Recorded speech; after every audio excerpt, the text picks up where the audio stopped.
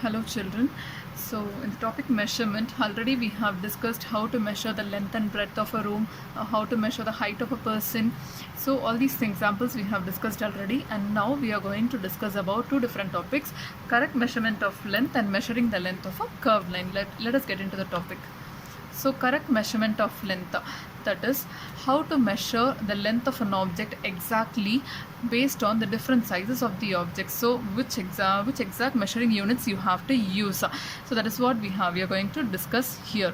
In our day-to-day life, we use various types of measuring devices. For example, if you look at the meter scale, you will use it to measure the length of a straight line, or the length of the desk you will use to measure that.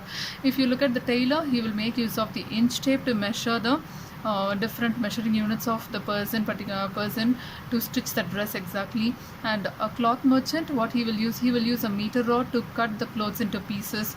And how about choosing a suitable device for measuring the length of an object? For example, if you look at the girth of a tree, that is the circumference of a tree, some tree circumference will be very small, but if you look at the banyan tree and all those things, the circumference of the tree is very large. So how will you measure the size of the tree, or how will you measure the size of your chest? Will you be able to measure using a meter scale, for instance? You can't, right? Because meter scale is not flexible, so you cannot roll over the girth of a tree to measure its circumference. So to avoid all those troubles, what we will use, we have to use a suitable measuring devices to measure the exact length of the object. So this is how we will measure, clear? And in taking measurement of a length, we have to take care of the following three things. That is, before you measure the length of a certain object, you have to keep three important things in your mind. The first thing is method of placing the scale along the length of an object to be measured. See, look at this picture here. The person is measuring the length of a box with the help of a meter scale. It is a 15 centimeter scale. So look at both the pictures, picture A and picture B. Here picture A has been given it as correct, and picture B is incorrect. What is the reason behind this? Because in picture A, the scale has been placed in a proper position, that is, it has been placed in a straight line along the length of the object. But whereas in the picture B, the scale has been placed in a little slanting position. So what will happen? You will not get the exact result, that is the exact measurement of the object. So here the picture A is correct because the scale has been placed in a correct position. So this thing you have to keep in mind. And the next is method of placing the scale with a broken edge. Most of you would have noticed the tip of the scale might be broken, or accidentally the scale gets broke when it fall down. So what will you do at that case? You cannot measure with the origin 0, right? Because the edge of the scale starts with origin O, that is a 0 centimeter till 15 centimeter. So what will you do at that time? You have to take the full measurement, that is, you can start with the measurement 1 centimeter. So if you start with the measurement 1 centimeter, you can get the exact result by subtracting the final outcome, that is the final length what you have got. See here in figure B, the reading at one end is 1.0 centimeter. In figure A, they have marked with a broken edge, but it will not provide you the correct answer.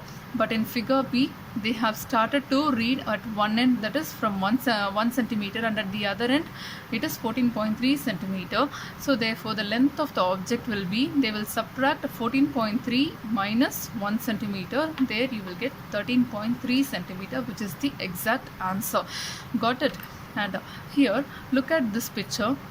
The third thing which you have to keep in mind while taking measurement, that is the correct position of the eye is also important for taking measurement. Yes, exactly.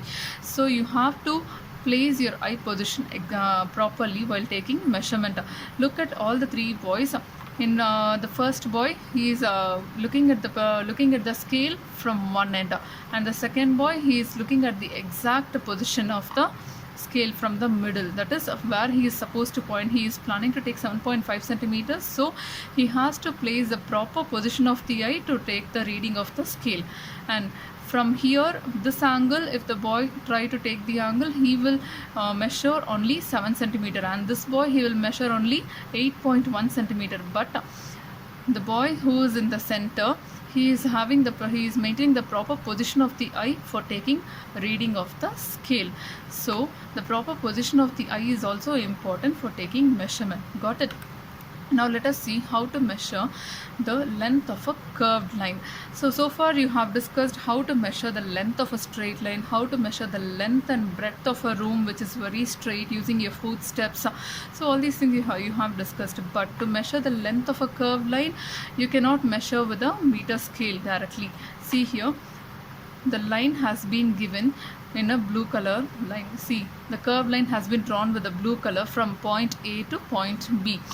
And you have to measure the curved line only with the help of a thread.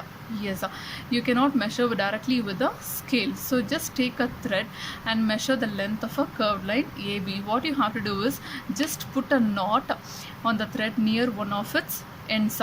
That is the starting point. You have to put a knot here and place this knot on the point A. Now you have to place a small portion of the thread along the line. So starting from point A, you will start to move along the length of the curved line, and you will make use of your fingers and thumb to mark each and every end. Finally, you have to reach the position B. So once you reach the point B, you have to hold the thread and make use of the thread and what you have to do is you have to stretch a little more portion of the thread along the curved line. So you will be repeating this process till the other end of the B is reached. Now stretch this thread along a meter scale. So you might once you stretch this thread along the meter scale, you will get an idea of how much length has been drawn along the curved line. Got it? This is how you have to measure the length of a curved line using a thread. I hope you understood both the topics, children. So let us discuss about motion and types of motion in the next class. Thank you.